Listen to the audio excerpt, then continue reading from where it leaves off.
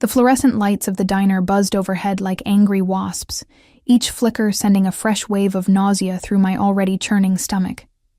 I pressed my palm against the cool stainless steel counter, trying to ground myself as another wave of dizziness threatened to pull me under. 3 hours into my shift, and I'd already dropped a plate, spilled coffee on a customer's lap, and nearly walked straight into the kitchen door. "Ivy, you look like death," Marcus said, my manager's voice cutting through the fog in my head. He stood with his arms crossed, his usual patience wearing thin. "Maybe you should go home early." "I'm fine," I lied, forcing my spine straight despite the exhaustion that had become my constant companion. "Just need more coffee." The irony wasn't lost on me. 6 months ago, I wouldn't have been caught dead in a place like this. A greasy spoon diner on the Lower East Side that smelled perpetually of burnt bacon and desperation. 6 months ago, I'd been on billboards in Times Square, my face plastered across fashion magazines, walking runways during Fashion Week. 6 months ago, I'd been Ivy Mitchell, the next big thing in modeling. Now I was just Ivy, the pregnant girl nobody wanted. The morning sickness was supposed to get better after the first trimester. That's what all the books said, what the free clinic doctor had told me during my last visit. But here I was at 5 months, still fighting the urge to vomit every time I caught a whiff of anything stronger than tap water. The baby, my daughter, according to the ultrasound I'd gotten at the clinic, seemed determined to make her presence known in the most uncomfortable ways possible. I touched my stomach through the oversized uniform shirt I'd specifically chosen to hide the growing bump.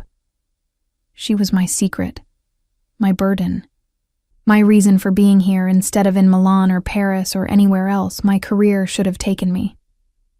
"Table 7 needs their check," Marcus called, already turning back to the kitchen. And the couple at 9 just sat down. I grabbed my notepad and pen, plastering on the smile I'd perfected over months of this new reality. Customer service smile number 3. Friendly, but not too friendly. Approachable but professional. I'd learned to wear different masks depending on the situation. It was amazing how many skills from modeling translated to waitressing.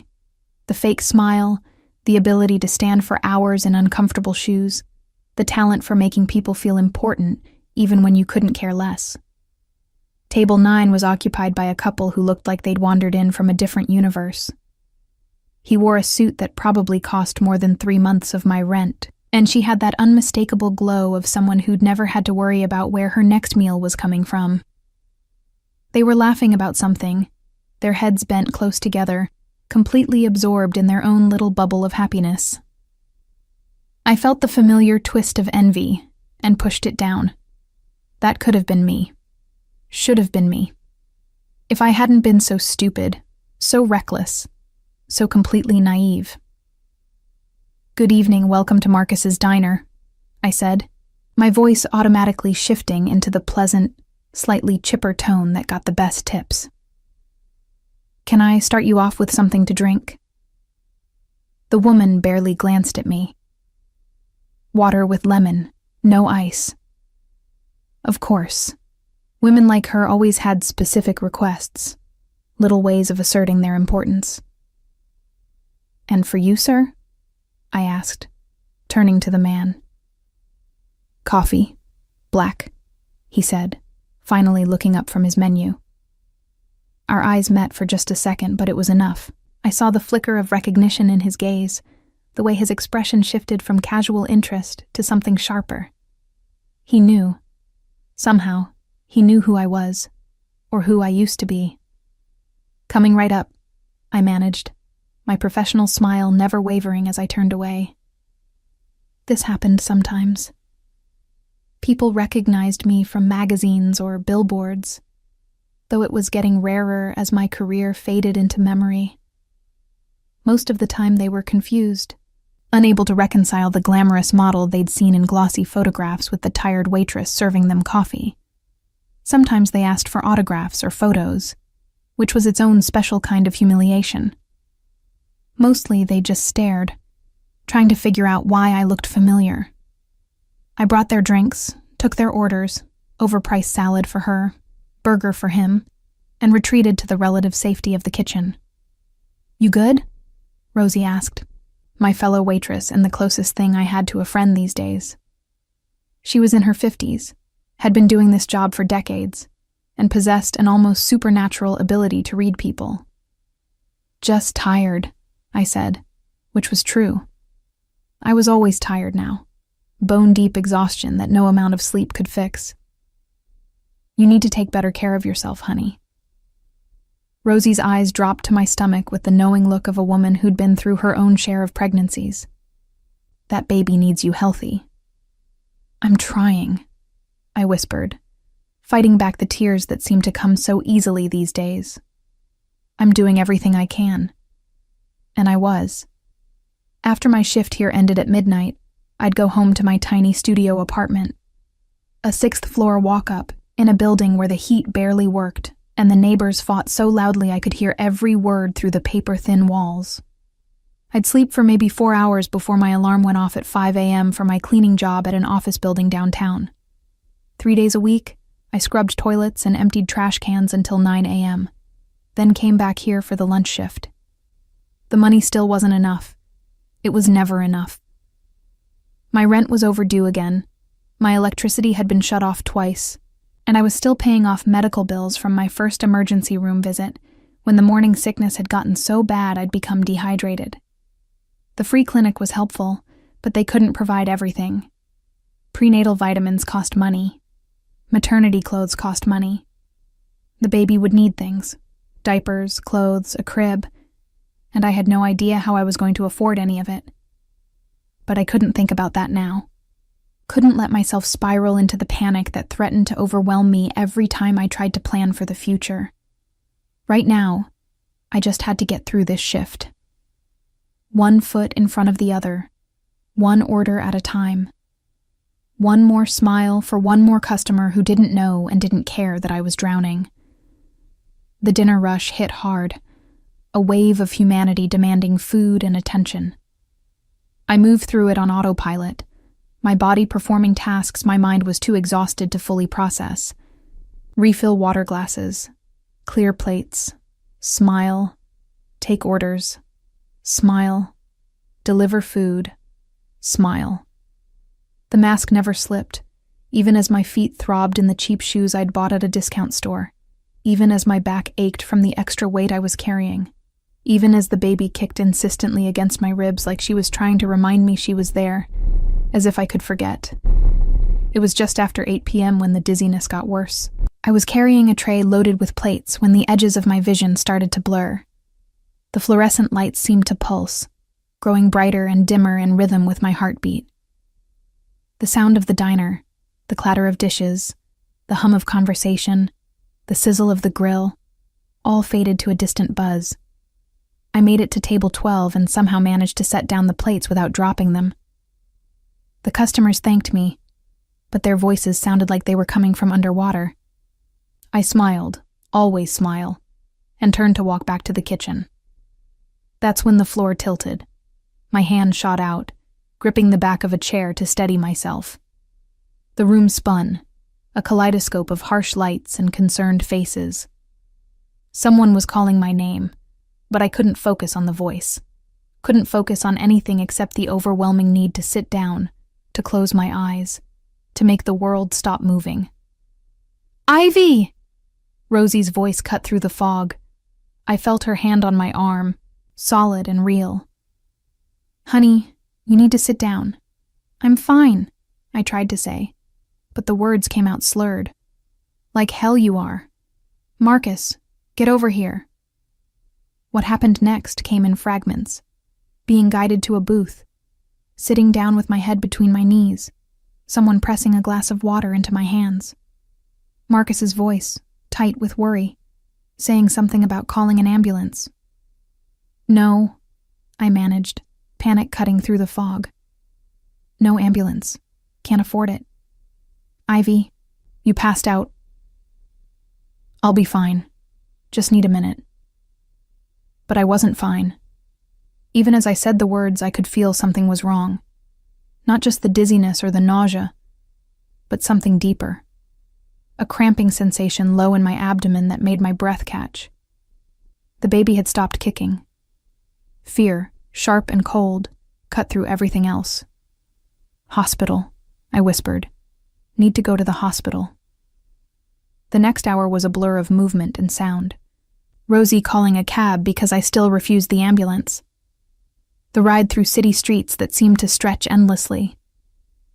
The emergency room with its harsh lights and antiseptic smell. Forms to fill out. Questions I barely heard. The mounting terror that something was wrong with my baby, that I was losing her, that this one thing, this one person I'd managed to hold on to was being taken away too. They put me in a bed behind a curtain and attached monitors to my stomach. The sound of the baby's heartbeat filled the small space, steady and strong, and I nearly sobbed with relief.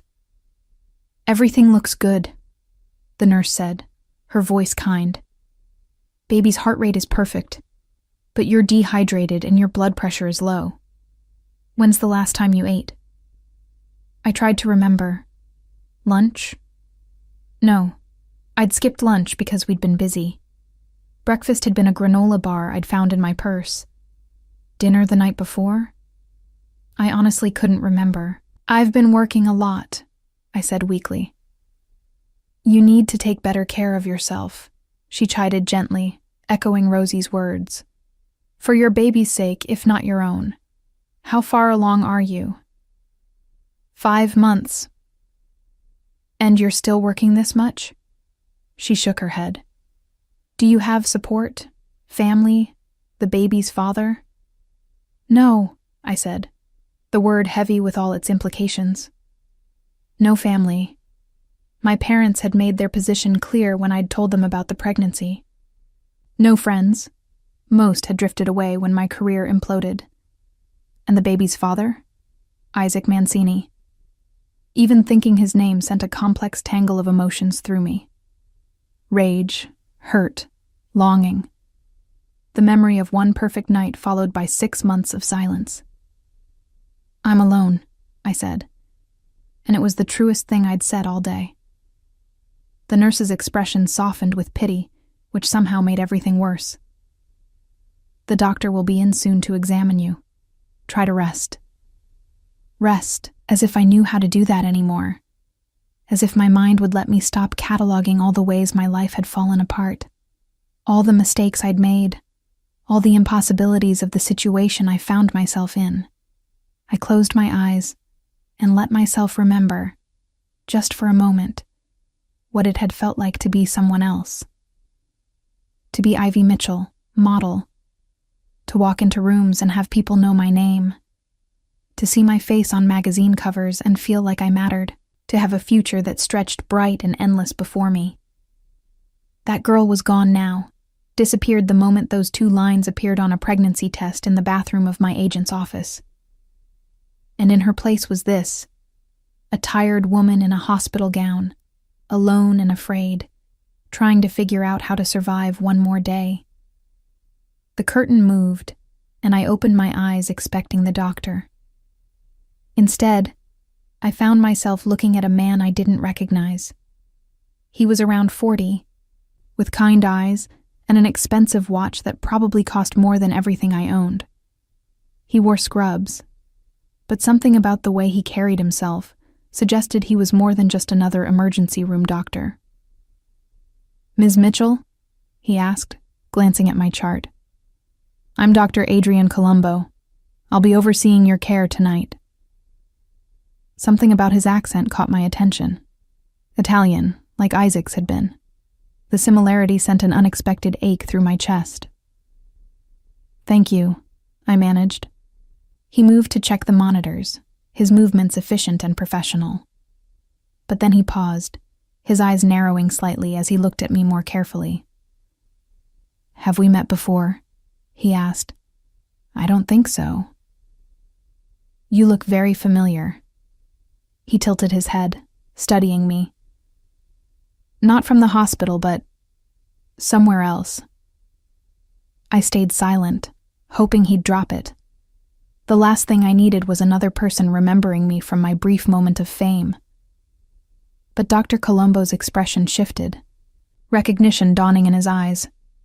Not the recognition of a fan or someone who'd seen my face in magazines. Something else. Something that made my blood run cold. "Madonna Santa," he breathed, switching to Italian. Then, in English, "You're her. You're the woman from the photograph." My heart stuttered. What photograph? But he was already reaching for his phone, pulling up something on the screen. When he turned it toward me, I saw my own face staring back. Not a professional shot, but a candid photo taken at a bar. I was laughing, my head thrown back, joy radiating from every line of my body. I remembered that night. Remembered the man who'd been making me laugh. "Where did you get that?" I whispered. "My friend," Dr. Colombo said slowly. "He's been carrying this photo around for months, showing it to anyone who might recognize you. He's been looking for you, trying to find you." He paused, his expression growing serious. "And you're pregnant with his child, aren't you?" I couldn't speak, couldn't breathe. Because I knew, even before Dr. Colombo said the name, I knew exactly who he was talking about. "Isaac," the doctor said quietly. "Isaac Mancini, you know him. And unless I'm very wrong, that baby you're carrying is his." The world tilted again, but this time it had nothing to do with dehydration or low blood pressure. This time it was pure panic, as I realized that the man I'd been running from, the man who'd haunted my dreams for 6 months, was about to find out about our daughter, and there was nowhere left to run. "No," I said, the word escaping before I could stop it. "Please don't call him." Dr. Colombo's expression shifted from surprise to concern. "Ms. Mitchell." "You don't understand," I interrupted, panic making my voice shake. "I can't see him. I can't. He left. He disappeared without a word. And I've been trying to survive on my own. And if he finds out about the baby..." "If he finds out?" Dr. Colombo's eyebrows rose. "You haven't told him?" How could I explain? How could I make him understand that Isaac Mancini wasn't just some man who'd gotten me pregnant and walked away? That everything I'd heard about him in the months since our night together had painted a picture of someone I didn't want anywhere near my daughter? "He doesn't know," I admitted quietly. "And I'd like to keep it that way." Dr. Colombo was silent for a long moment, his expression unreadable. Then he slipped his phone back into his pocket and moved closer to my bed. "Ms. Mitchell, I've known Isaac Mancini for 15 years. We grew up in the same neighborhood in Brooklyn. I went to medical school while he took over his father's business. We've remained friends despite our very different paths." He paused. "And I can tell you with absolute certainty that if he knew you were pregnant with his child, if he knew you'd been struggling alone all these months, he would be devastated." "You don't know what he'd do," I said. "Actually, I do. Because I've watched him search for you. I've seen the way he carries that photograph, the way he asks about you, the guilt in his eyes when he talks about letting you slip away." Dr. Colombo's voice was gentle but firm. "Whatever you think about Isaac, whatever you've heard about his business, I can promise you this: he takes care of what's his. And whether you want to admit it or not, you and that baby are his." The possessive language sent a chill through me. "I'm not anyone's property." "That's not what I meant," he sighed. "Look, I'm not going to call him right now if you truly don't want me to. But Ms. Mitchell, you collapsed at work from exhaustion and dehydration. You're 5 months pregnant and clearly not taking proper care of yourself. You need help." "I'm managing," I said, even though we both knew it was a lie. "Are you?" His eyes held mine. "When's the last time you had a proper meal? When's the last time you slept more than 4 hours? When's the last time you weren't terrified about how you'd pay your bills?"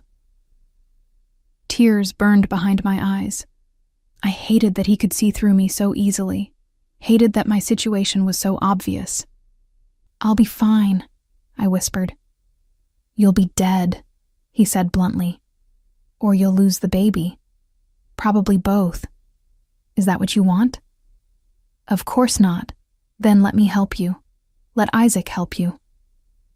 He pulled out a business card and set it on the bedside table. That's my personal number. When you're ready to stop running, call me. I'll arrange everything. What if I'm never ready? Dr. Colombo's smile was sad. Then I'll make a medical decision about what's best for my patient and her unborn child. I took an oath to do no harm, Ms. Mitchell.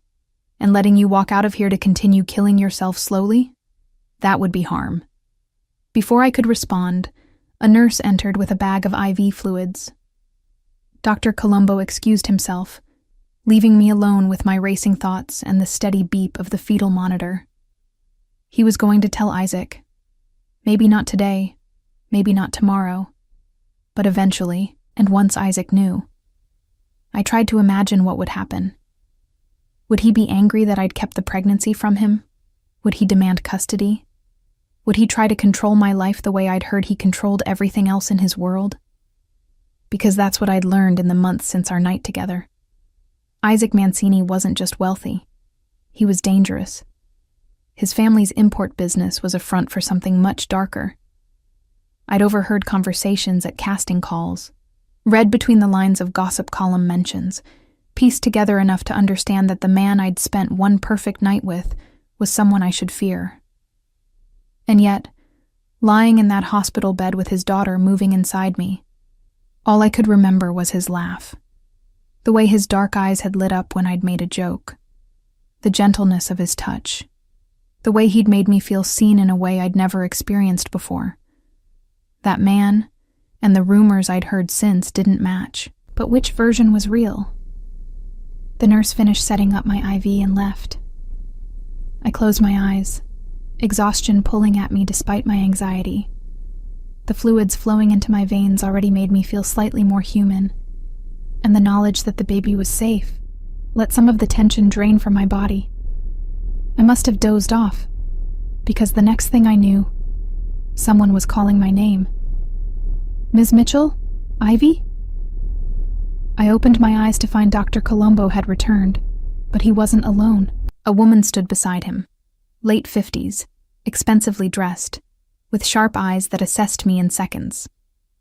This is Dr. Helena Russo, Dr. Colombo introduced. She's one of the best OBGYNs in the city. I asked her to consult on your case. Hello, Ivy, Dr. Russo said, her voice warm despite her intimidating appearance. May I examine you? I nodded, too tired to question why a top obstetrician would be called in for someone like me. The examination was thorough but gentle. Dr. Russo asked questions about my medical history, my prenatal care, or lack thereof, my work schedule, my living situation. With each answer, I saw her expression grow more concerned. You're severely anemic, she said finally. Your blood pressure is too low. You're underweight for this stage of pregnancy, and you're showing signs of extreme stress. If you continue like this, you risk preterm labor, placental complications, or worse. I'm doing the best I can, I said, hating how defensive I sounded. I'm sure you are.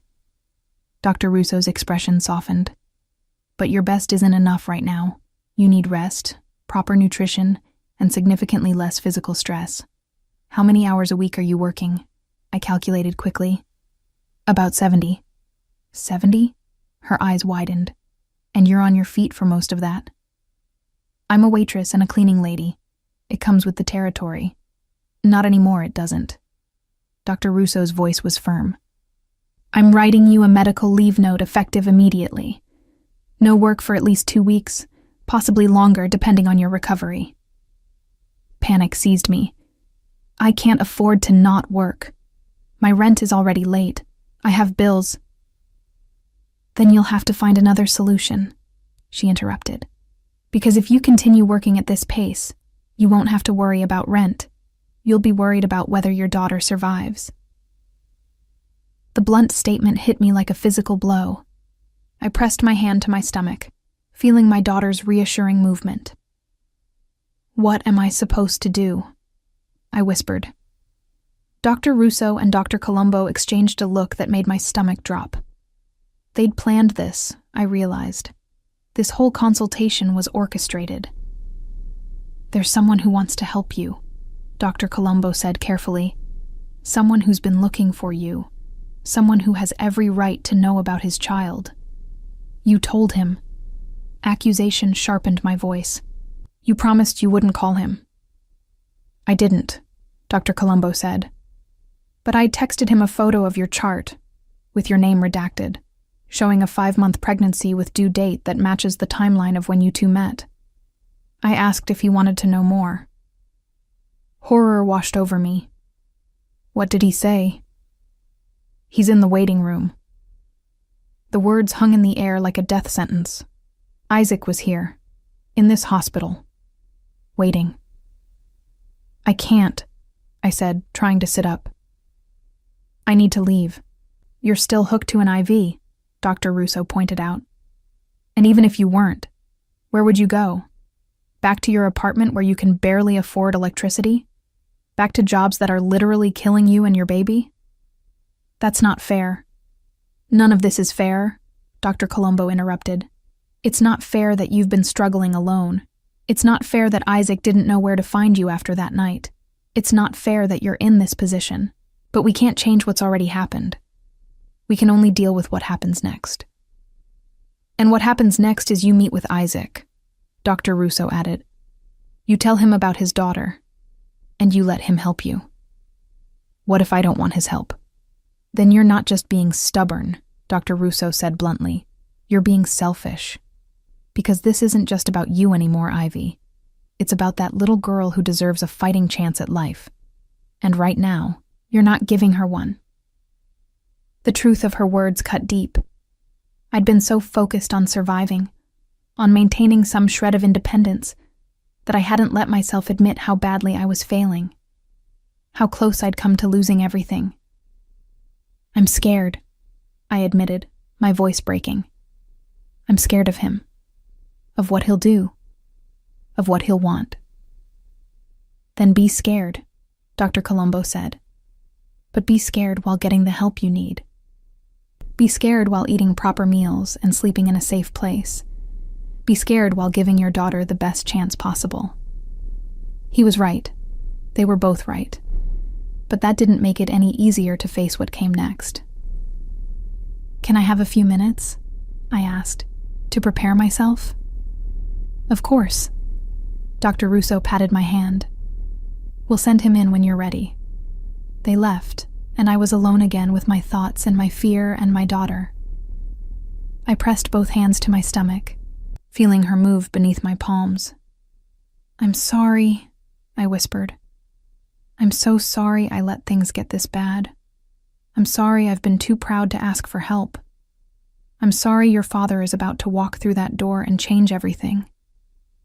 She kicked in response, a strong flutter that felt almost like reassurance. I took a deep breath, then another, fixed my hair as best I could, wished I was wearing literally anything other than a hospital gown, tried to prepare myself for seeing Isaac Mancini again after 6 months of trying to forget him. But nothing could have prepared me for the moment the door opened and he walked in. He looked exactly as I remembered and completely different. Same dark hair, same strong jaw, same intense eyes that had haunted my dreams. But there was something harder about him now, something more dangerous lurking beneath the expensive suit and polished exterior. His eyes found mine, and I watched emotions flicker across his face too quickly to catalog. Shock, relief, anger, hurt. And underneath it all, something that looked almost like hope. "Ivy," he said, my name a prayer and an accusation all at once. And just like that, the walls I'd built so carefully over 6 months began to crumble. For a long moment, we just stared at each other. The beeping of the fetal monitor seemed impossibly loud in the silence, a constant reminder of the secret I'd kept from him. "You've been looking for me," I said finally, because someone had to speak first. "For 6 months." His voice was controlled, but I heard the anger beneath it. I've had people searching every corner of this city. I thought something had happened to you, that you were hurt, or worse. I was fine. Were you? He moved closer and I fought the urge to shrink back against the pillows. Because from where I'm standing, it looks like you've been anything but fine. His eyes traveled over me, taking in the hospital gown, the IV in my arm, the exhaustion I couldn't hide. Then his gaze dropped to my stomach, to the small bump barely visible beneath the thin blanket. How long have you known? He asked quietly. About 2 weeks after our night together. Something flickered in his eyes. Pain, maybe, or betrayal. And you didn't think to tell me? I didn't know how to find you, I said, which was partially true. You left that morning before I woke up. No number, no note, nothing. Just gone. I left because I had an emergency, he said, his jaw tightening. My cousin had been in an accident. I wrote a note with my number, left it on the nightstand with money for breakfast. When I came back later that afternoon, you were gone. The hotel said you'd checked out hours earlier. The words hit me like a physical blow. There was no note. Housekeeping must have cleaned the room before you woke up. I tried calling the number you'd given me, but it was disconnected. I went back to the bar where we met, but no one knew you. I hired investigators, but Ivy Mitchell is a common enough name that it took months to sort through the possibilities. He stopped in front of my bed. Why didn't you try harder to find me? Why not go to my family's restaurant? Ask around? Because I did ask around, I said, my own anger rising. I asked the bartender about you, about Isaac Mancini. And you know what he told me? He told me to stay far away from you, that you were dangerous, that women who got involved with your family had a habit of disappearing or worse. Isaac's expression went cold. And you believed him? Why wouldn't I? I didn't know you, Isaac. We had one night together. One perfect, beautiful night. And then you were gone. When I found out I was pregnant, I did try to find you. But everything I heard made me terrified of what would happen if I did. So you decided to struggle alone instead. His voice was dangerously soft. To work yourself into the ground? To risk our daughter's life because you were too afraid to face me? Don't you dare judge me, I snapped, tears burning my eyes. You have no idea what the last 6 months have been like. I lost everything when I got pregnant. My agency dropped me the second they found out. Every modeling contract I had was canceled. The career I'd spent years building disappeared overnight because I was going to have a baby. And whose fault is that? Ours, I said. Both of ours. We were reckless that night. We got caught up in the moment and we didn't think about consequences. His jaw worked, but he didn't deny it. That night had been spontaneous, passionate, completely irresponsible. We'd met at a bar where I'd gone to celebrate booking a major campaign. He'd sent over a drink. We'd talked for hours. The chemistry between us had been instant and overwhelming. I'd never done anything like that before. Gone home with a man I'd just met. But Isaac had made me feel alive in a way I'd never experienced. Made me feel like Ivy, the person, rather than Ivy the model.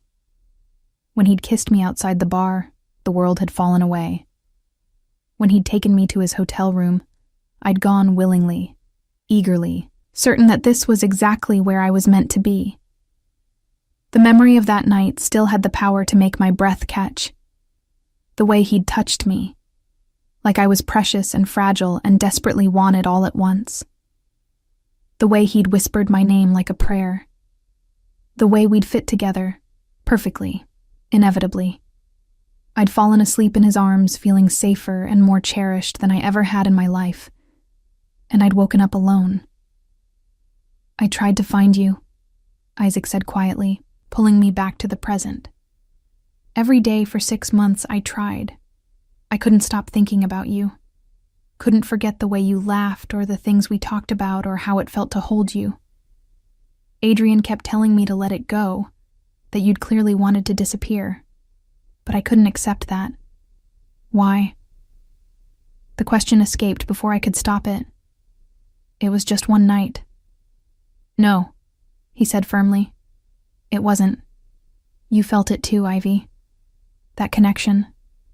That certainty that we'd found something rare. I had felt it. That was what made everything so much harder. It doesn't matter what I felt, I said. You're still who you are, and I won't bring my daughter into that world. Our daughter, he corrected. And what world exactly do you think you're protecting her from? One where violence solves problems, where people disappear, where she'll be safe, he interrupted. Where she'll be protected, where she'll have everything she needs. His voice softened. I won't lie to you about my business, Ivy. My family operates in gray areas. We do what we have to do to survive and thrive in a world that wasn't built for people like us. But I've never hurt an innocent person. Never targeted someone who didn't deserve what they got. And I would die before I let any harm come to you or our child. That's what I'm afraid of, I whispered. That you'll die, that she'll grow up without a father, that I'll spend every day terrified that something will happen to you. Isaac reached out slowly, giving me time to pull away. When I didn't, his hand covered mine where it rested on my stomach.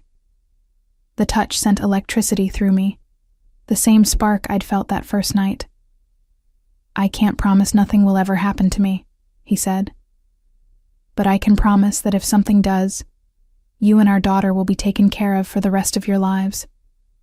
You'll never struggle, never worry, never have to work 3 jobs just to survive. I don't want your money, I said, even though we both knew it was a lie. I desperately needed money, needed help, needed everything he was offering. Then what do you want? The question hung between us. What did I want? To go back in time and make different choices? To have never met him? To have never gotten pregnant? No. Despite everything, I couldn't wish away my daughter. She was the one good thing to come from this disaster. I want to raise my daughter in peace, I said finally. I want her to have a normal life. That's not possible anymore, Isaac interrupted. The moment Adrian sent me that message, the moment I walked through that door and saw you pregnant with my child, everything changed. You can't go back to your life before, Ivy. It's not safe. What are you talking about? I have enemies, he said bluntly. People who would love nothing more than to hurt me by hurting what's mine. And whether you like it or not, you and our daughter are mine now. The second word gets out that I have a child, you both become targets. The casual possessiveness of his language sent a chill through me. I'm not yours. You are, he said with absolute certainty. You became mine that night 6 months ago, and now we have a daughter together, which makes you family. In my world, family is everything. Family is protected at all costs. So what are you saying? That I'm a prisoner now? I'm saying you're under my protection. There's a difference. He pulled his hand back, reaching into his jacket pocket. Here's what's going to happen. You're going to be discharged from this hospital in the morning. Dr. Russo has already arranged everything, and you're going to come home with me. No. It's not a negotiation, he continued as if I hadn't spoken. You'll live in my apartment where you'll be safe. You'll have access to the best medical care money can buy. You'll eat proper meals and get proper rest. And in 4 months, when our daughter is born, you'll do so in the best hospital with the best doctors, not some free clinic. And if I refuse? His expression hardened. Then I'll have Dr. Russo declare you medically unfit to care for yourself. I'll petition for emergency custody on the grounds that you're endangering our unborn child through negligence. And I'll win, Ivy, because I have the best lawyers in the city, and you have nothing. The threat hit me like ice water. You wouldn't. I would do anything, to protect my child, even from her own mother's stubbornness. We stared at each other, locked in a battle of wills, but we both knew I'd already lost. He held all the cards, all the power, all the resources. How do I know I can trust you? I asked, hating the defeat in my voice. You don't, he admitted, but you don't have a choice. So you'll come with me, and you'll let me take care of you. And eventually you'll understand that everything I'm doing is for our daughter's sake. Our daughter. Not his daughter or my daughter, but ours. The word should have felt like a claim, like ownership. Instead, it felt almost like a promise. What about my apartment? I asked. My things? I'll have everything moved. You'll never have to go back there. My jobs. Consider yourself retired from waitressing and cleaning.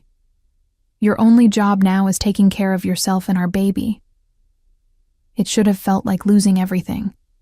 Instead, exhausted and scared and desperate, it felt almost like relief. Okay, I whispered. I'll come with you. For now. For the baby. That's all I'm asking, Isaac said. But something in his eyes told me it was just the beginning. The penthouse was nothing like I'd imagined. I'd been bracing myself for something ostentatious.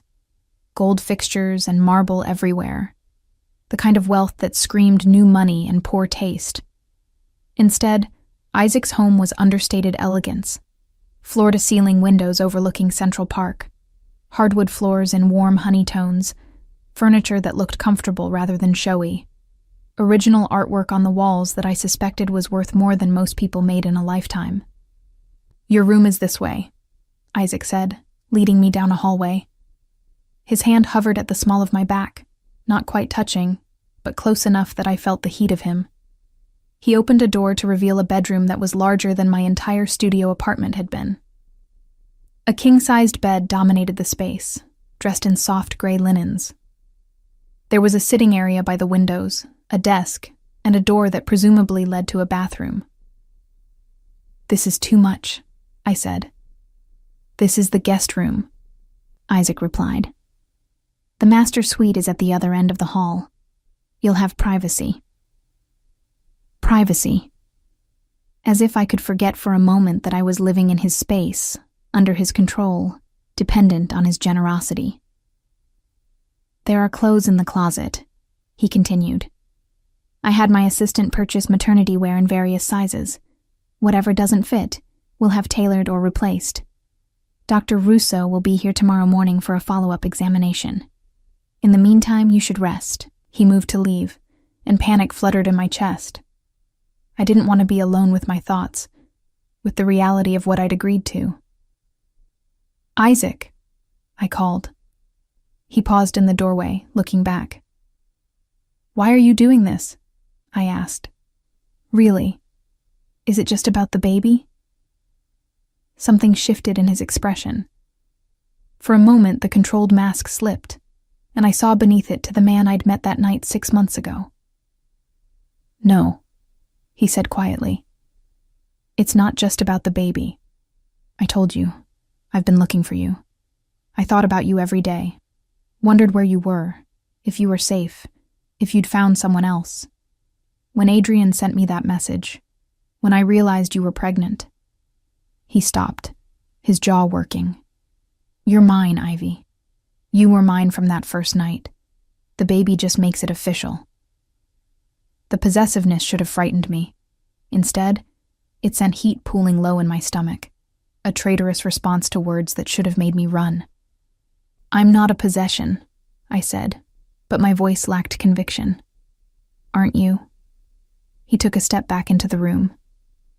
Be honest with yourself, Ivy. That night, when we were together, you felt it. The way we fit. The certainty. You're mine just as much as I'm yours. Fighting it doesn't change the truth. I wanted to argue, to tell him he was wrong. But the words wouldn't come because he wasn't wrong. That night had felt like recognition, like finding something I'd been searching for without knowing I was searching. "Get some rest," he said, his voice gentler. "We'll talk more in the morning." This time when he left, I didn't call him back. The bathroom was a revelation. A deep soaking tub, a shower with multiple heads, heated floors, and a counter stocked with expensive toiletries. I ran a bath, sinking into water that was actually hot. A luxury I hadn't experienced in months since my apartment's water heater had been broken. As I soaked, letting the heat ease the constant ache in my back, I tried to process everything that had happened. 24 hours ago, I'd been in the diner, struggling through another shift.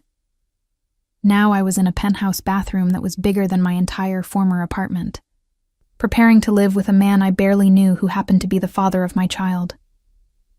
My daughter kicked, a strong flutter that made me smile despite everything. "I know," I murmured, my hand finding my stomach. "This is crazy. But maybe it's the good kind of crazy. Maybe we'll be okay here." I wanted to believe it. Desperately wanted to believe that Isaac's promises of safety and care were real. That this wasn't some elaborate form of control. After the bath, I found pajamas in the closet.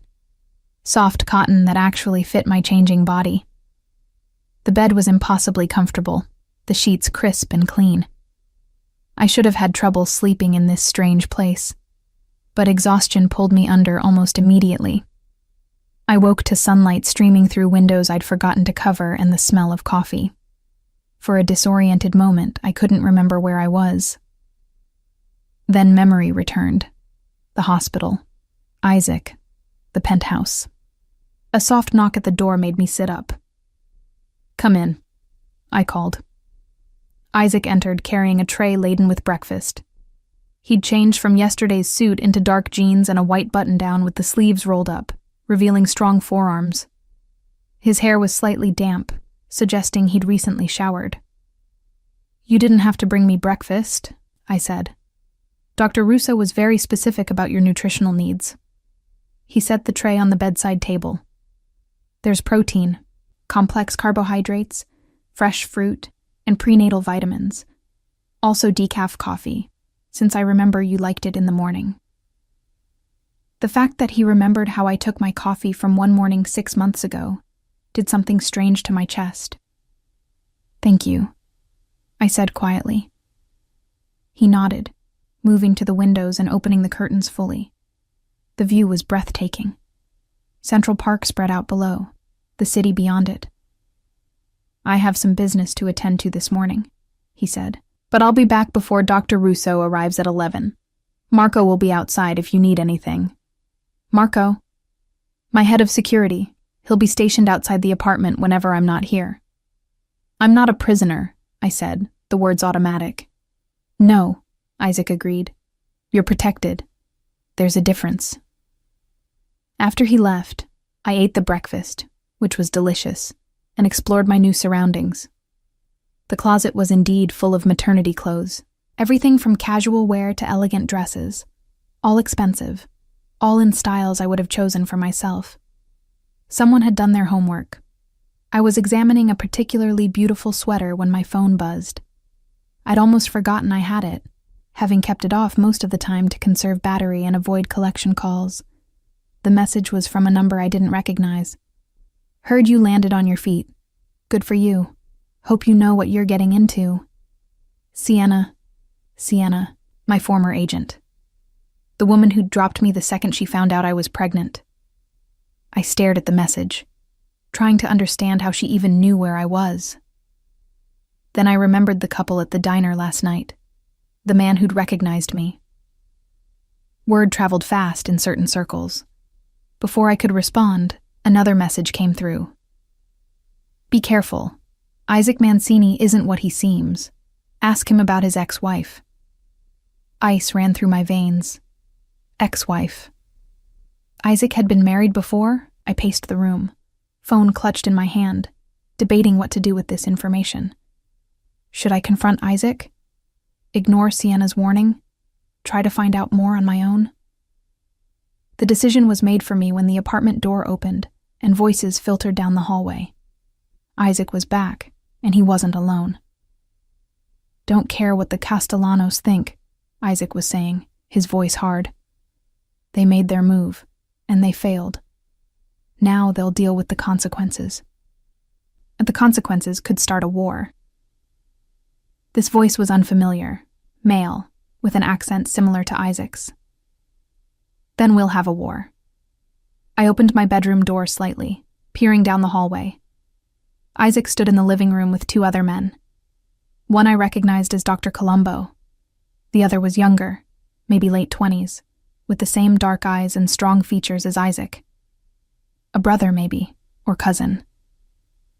"Isaac, be reasonable," Dr. Colombo was saying. "You're in a vulnerable position right now, with Ivy and the baby." "Don't." Isaac's voice dropped dangerously low. "Don't use them as leverage or a reason for me to back down. If anything, they're exactly why I need to end this now. I won't have my family threatened." "What's going on?" I asked, stepping fully into the hallway. All three men turned to look at me. Dr. Colombo smiled warmly. The younger man's eyebrows rose with interest. Isaac's expression softened slightly, though tension still lined his shoulders. "Ivy," he said. "I thought you'd still be resting." I heard voices. I moved closer, my hand instinctively protecting my stomach. "What's this about threats?" Isaac and the other men exchanged glances. Some silent communication passed between them. "It's nothing for you to worry about," Isaac said. "If it involves me and the baby, I deserve to know."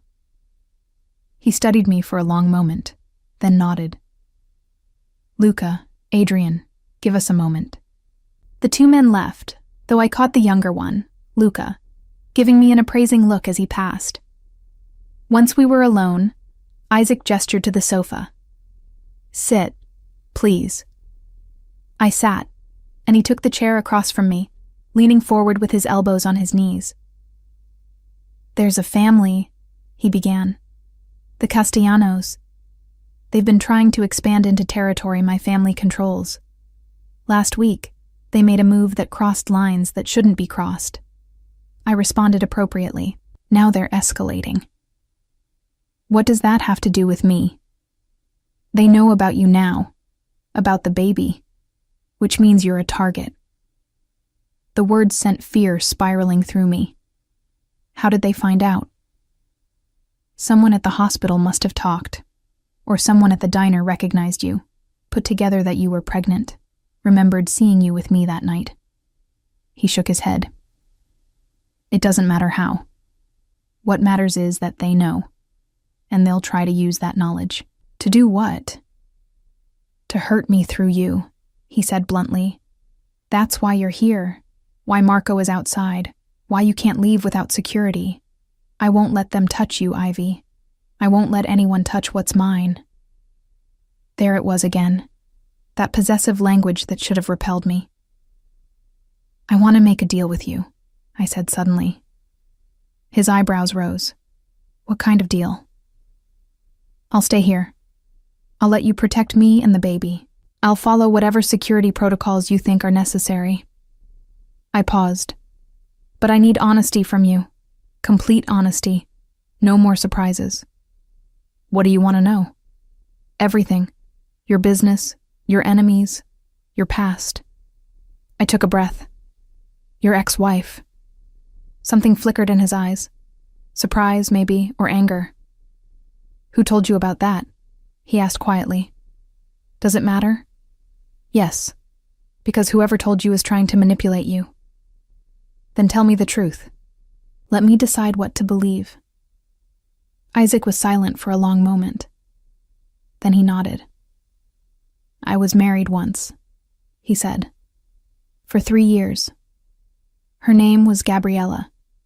She was from another family, and our marriage was arranged to strengthen alliances.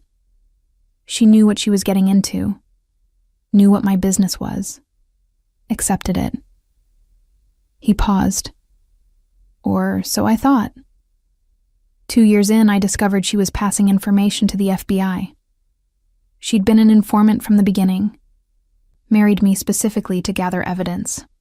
I felt my eyes widen. What happened to her? She's in witness protection somewhere. I let her go rather than handle it the way some in my family wanted.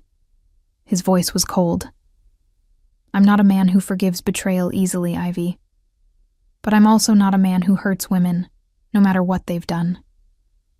So she got to live, and I got a very expensive divorce, and a deep distrust of anyone who gets too close.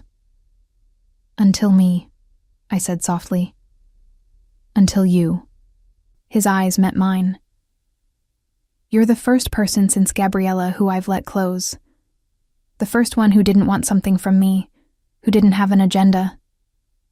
That night we met, you didn't know who I was. You just saw me. Do you understand how rare that is in my world?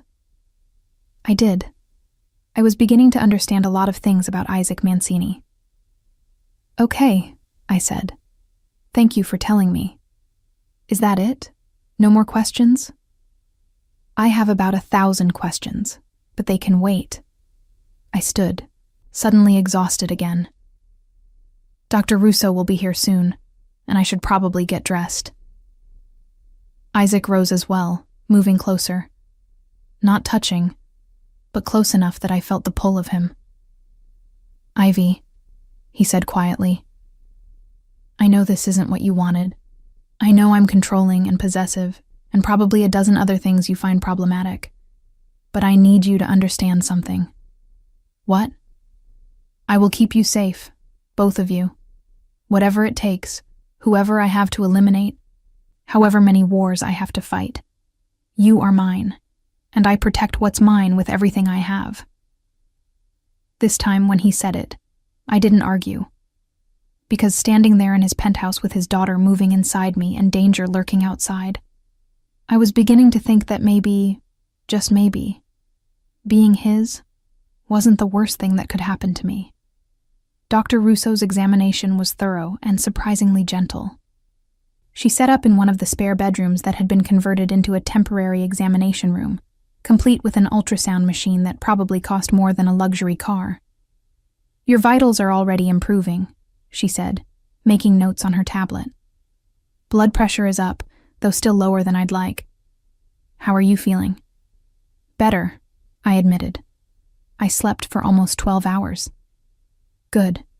Your body needed it. She applied gel to my stomach, preparing for the ultrasound. Let's take a look at this baby. Isaac stood beside me, his presence both comforting and overwhelming. When Dr. Russo turned on the ultrasound machine and our daughter's image appeared on the screen, I heard his sharp intake of breath.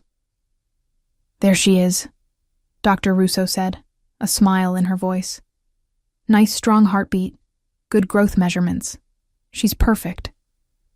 I stared at the screen, watching my daughter move. I'd had ultrasounds before at the free clinic, but they'd been quick, functional, barely time to see anything before the overworked technician had to move on to the next patient. This was different.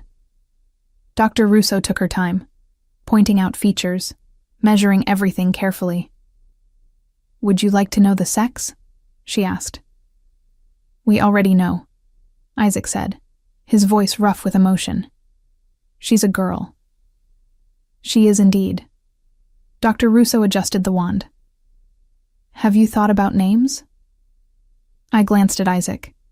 We hadn't discussed names, hadn't discussed anything about the actual baby beyond medical necessities and security concerns.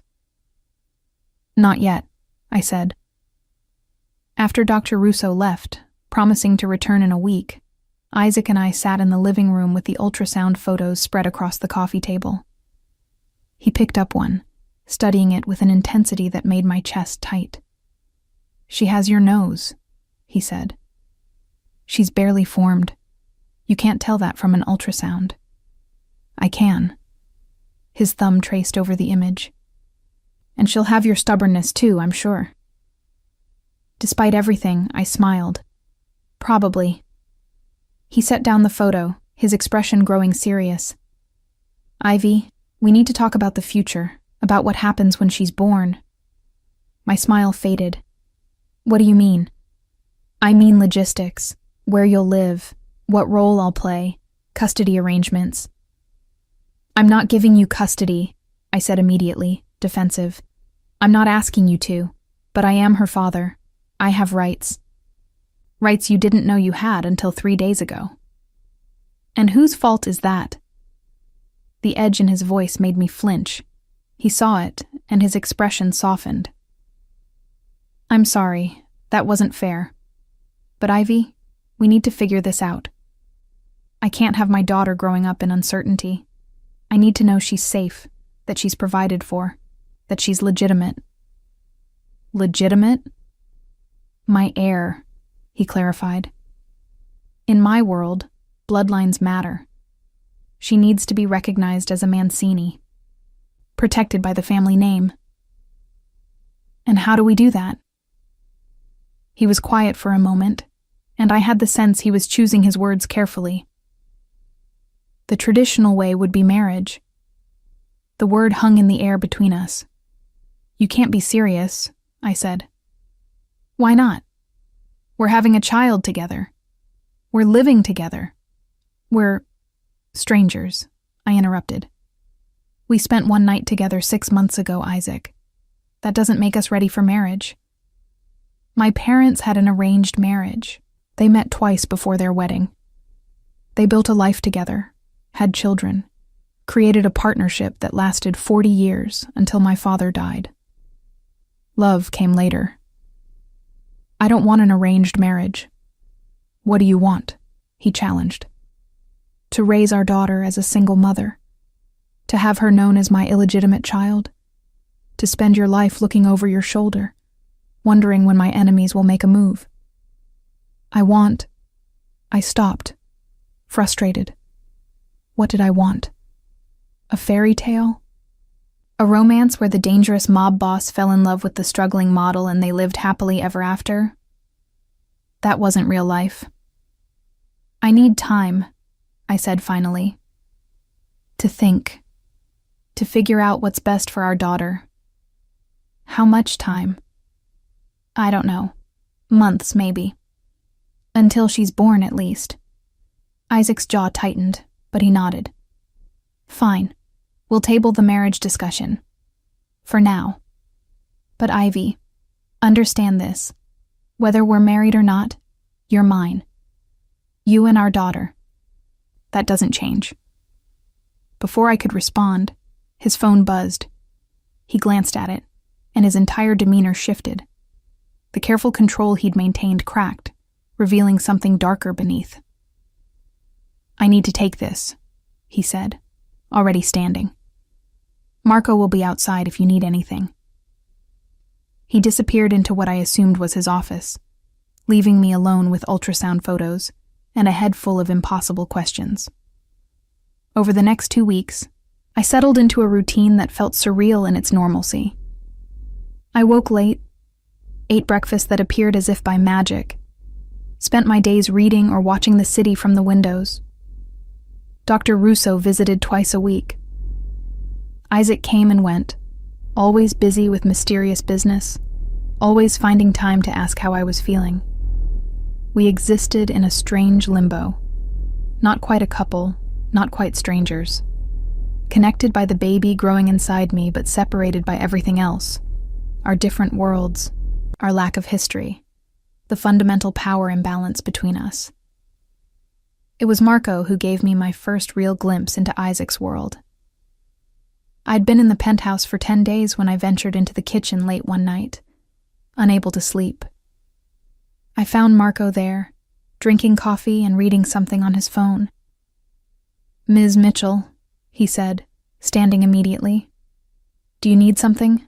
I can wake Mr. Mancini. No, I interrupted. I just wanted some water. You don't need to disturb him. Marco nodded, relaxing slightly. He was in his 50s, I guessed, with graying hair and the kind of alert watchfulness that suggested military or police background. Can't sleep? He asked as I filled a glass from the tap. The baby's very active tonight. A smile crossed his face. My wife was the same way with our first. drove her crazy. You have children? 3. All grown now, thank God. 2 boys and a girl. I sat at the kitchen island, suddenly curious about this man who guarded my door every day. How long have you worked for Isaac? 20 years, since he was 14, and I was his father's driver. Marco's expression grew distant. Mr. Mancini, Isaac's father, he took me in when I had nothing, gave me a job, a purpose, a family. When he died, Isaac inherited everything, including me. He smiled slightly. Best inheritance he got, if you ask me. What was Isaac like? At 14? Serious. Too serious for a kid that age.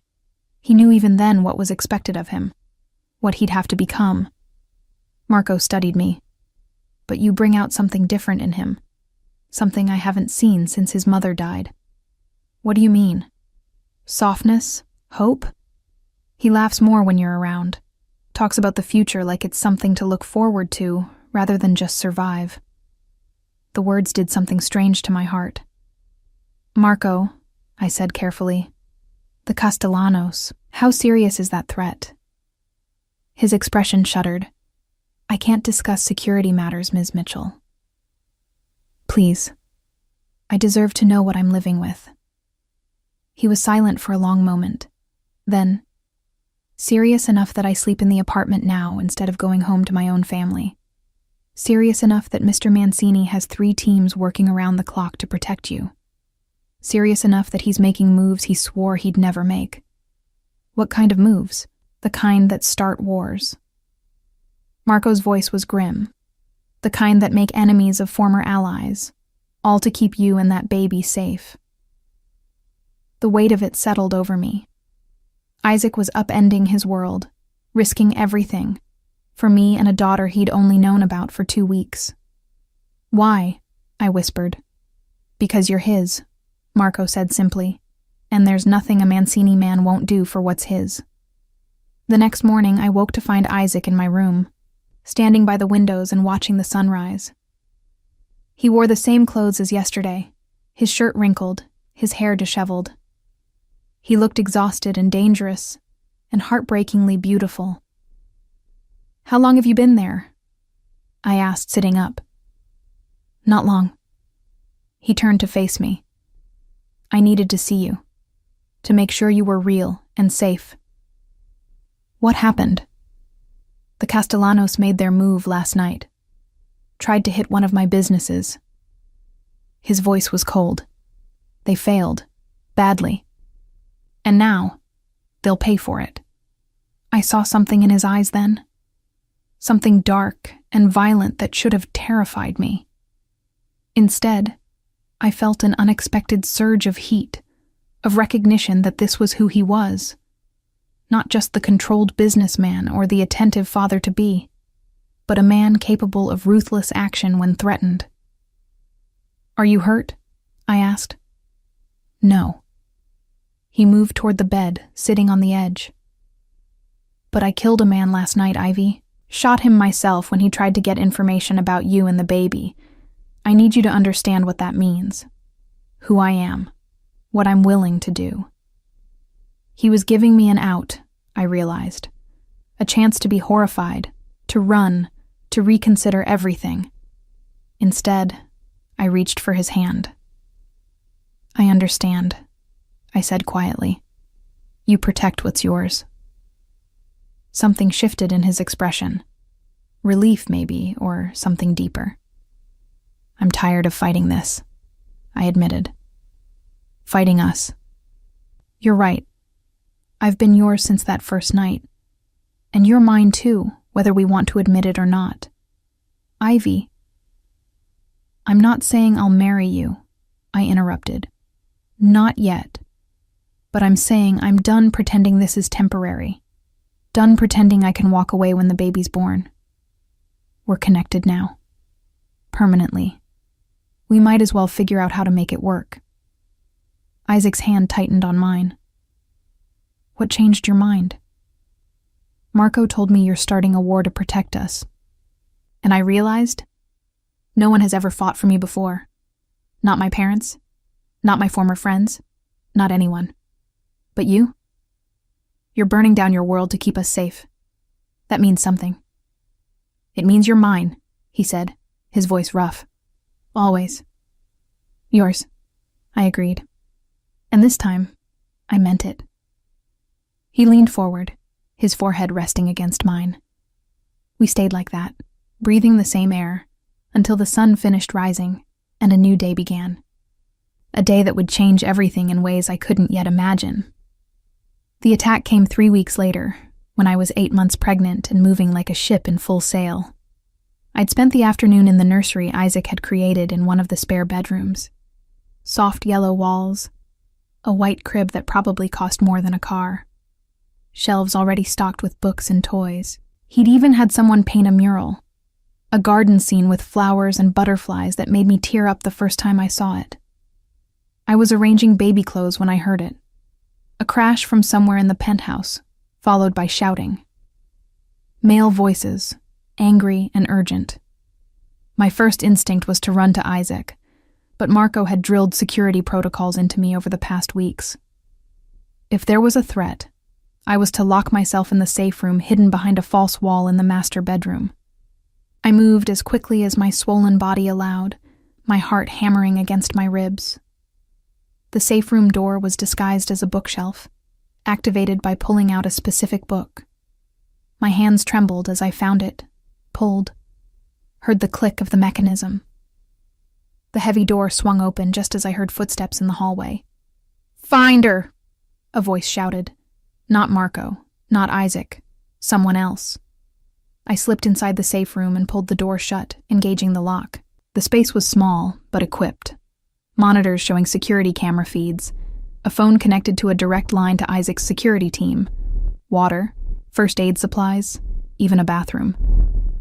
On the monitors, I watched nightmare unfold. 3 men moved through the penthouse, strangers, armed, clearly searching. I saw Marco appear from the kitchen, his weapon drawn. Saw one of the intruders turn toward him. The sound of gunfire was muffled through the reinforced walls. But I saw Marco go down.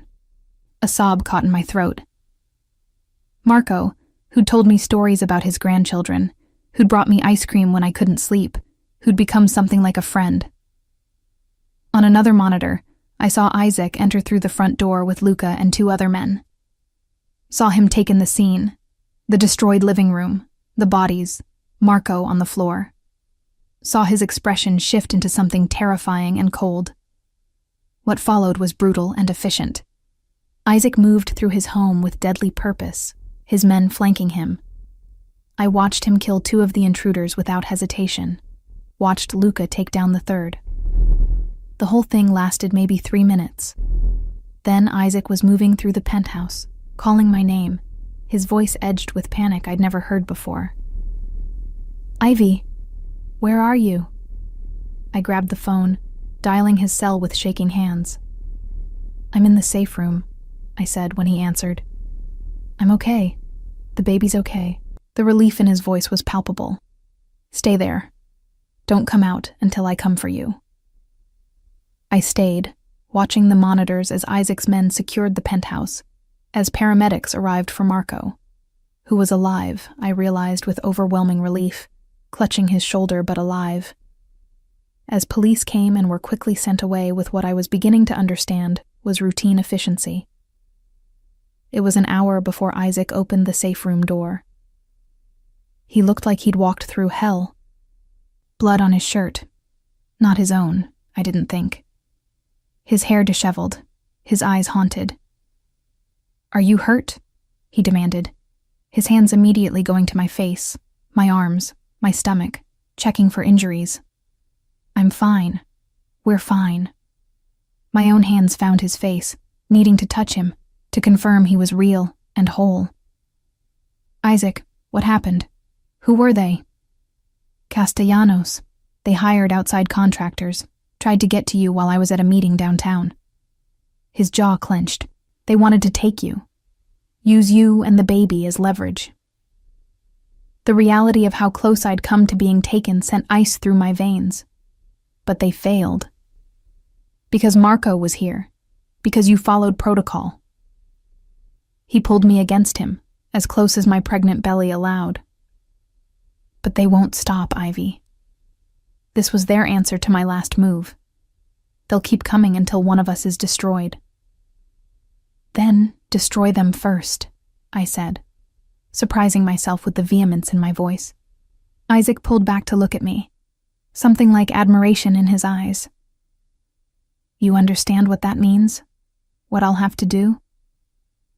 I understand you'll do whatever it takes to keep our daughter safe.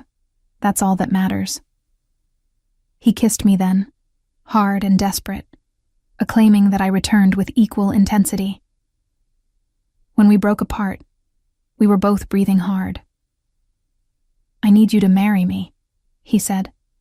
Not eventually, not someday, now, tomorrow, as soon as I can arrange it. Why now? Because if you're my wife, you're protected by every alliance I have. Because our daughter needs to be legitimate before she's born. Because I need everyone to know you're mine, that touching you means war with the entire Mancini family and every family we're allied with. And if I say no, then I'll respect your choice and protect you anyway. But Ivy... His hand came to rest on my stomach, where our daughter was kicking frantically, agitated by my elevated heart rate. I'm asking you to say yes. Not because I'm forcing you, but because you want this. Want us. Want the family we're building. I thought about everything that had led to this moment. The night we'd met. The connection that had been instant and overwhelming. The 6 months of struggling alone, too proud and too frightened to seek him out. The collapse that had brought us back together.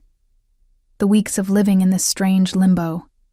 Learning who he really was beneath the dangerous exterior, and I realized something that should have terrified me, but instead felt like truth. I did want this. Wanted him. Wanted the life he was offering, despite its dangers and complications.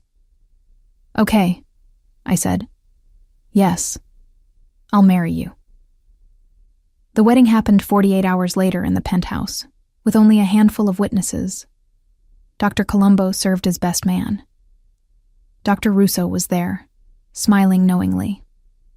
Luca stood guard at the door with 3 other security men, because even at his own wedding, Isaac wasn't taking chances. I wore a simple cream dress that accommodated my pregnant belly, and Isaac had somehow procured a ring, a stunning diamond that caught the light and scattered it like promises. The officiant was a judge who'd clearly done favors for the Mancini family before. The ceremony was quick and efficient, more contract than romance, but when Isaac slid the ring onto my finger and said mine instead of I do, I felt something settle into place. Yours, I agreed, meaning it completely. The kiss that sealed our vows was gentle, almost reverent. Isaac's hands cradling my face like I was something precious he was afraid of breaking. Mrs. Mancini, he murmured against my lips, and I felt the truth of it resonate through me. I was his wife now, his family, under the protection of a name that carried weight and fear in equal measure. That night, as I lay in what was now our bedroom, I'd finally moved into the master suite. Isaac's hand rested on my stomach, feeling our daughter's movements. Tell me about your ex-wife, I said suddenly. Isaac went still. Why? Because I need to know. Need to understand what happened so I don't make the same mistakes. He was quiet for a long moment. Then, Gabriella and I were strangers when we married. The alliance was more important than compatibility. I tried to make it work, to build something real, but she'd already chosen her path. She'd already decided to betray me. Do you ever think about her? Only as a lesson learned. She taught me that trust is earned, not given freely.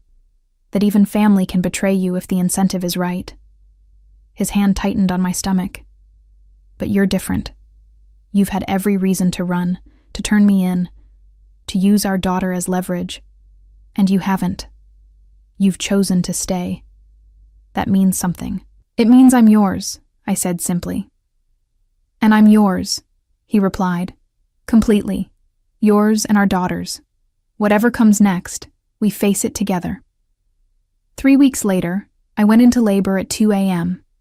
Isaac was impossibly calm, moving with efficient purpose as he called Dr. Russo, alerted the hospital, arranged for security.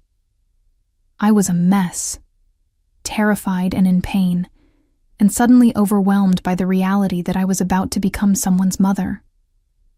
I can't do this. I gasped between contractions as we rode to the hospital in Isaac's car, Luca driving while Marco, recovered from his injury, rode shotgun.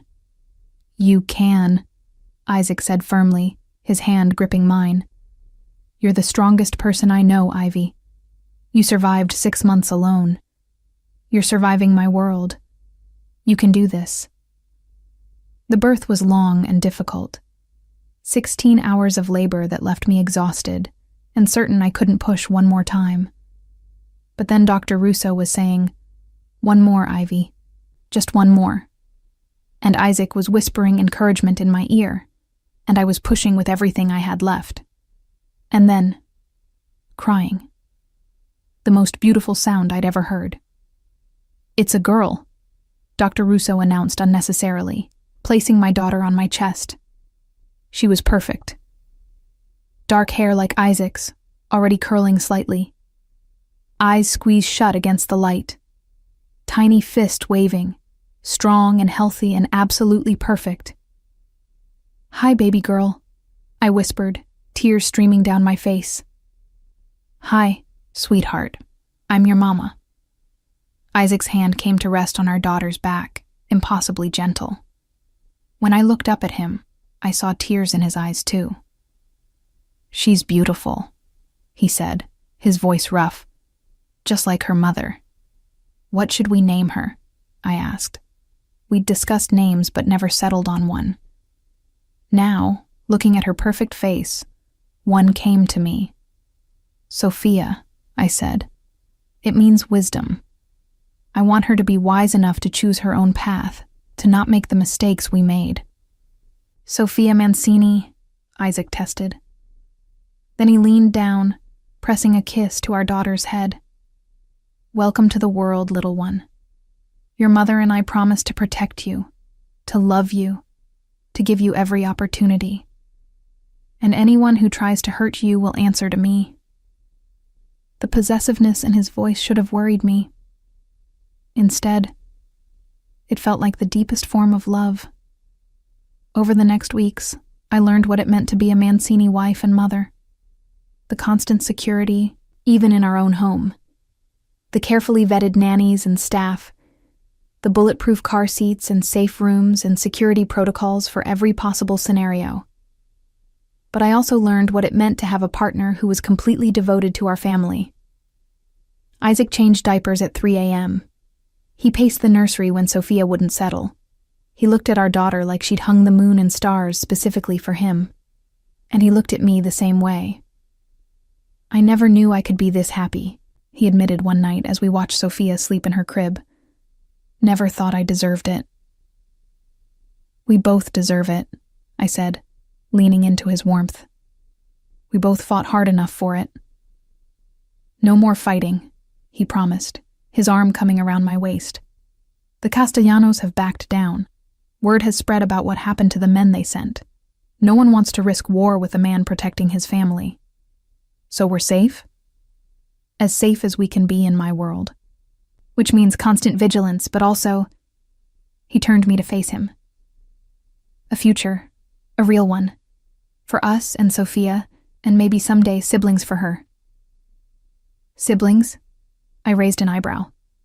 "Eventually." His smile was slow and wicked. "When you're ready. No pressure." I laughed, the sound surprising me with its genuine joy. 6 months ago, I'd been alone and terrified, struggling just to survive.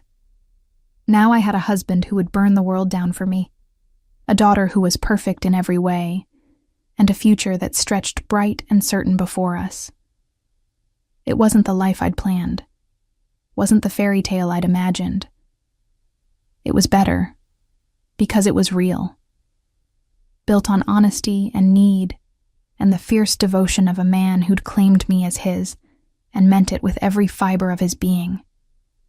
"I love you," I said, the words coming easily now. "I know I didn't say it before, but I do. I love you, Isaac Mancini." His smile transformed his face. "I love you too, Ivy Mancini. My wife, my family, mine." "Yours," I agreed, "always." And as we stood there in our daughter's nursery with our whole future ahead of us, I knew it was true. I was his, he was mine, and together we were unbreakable.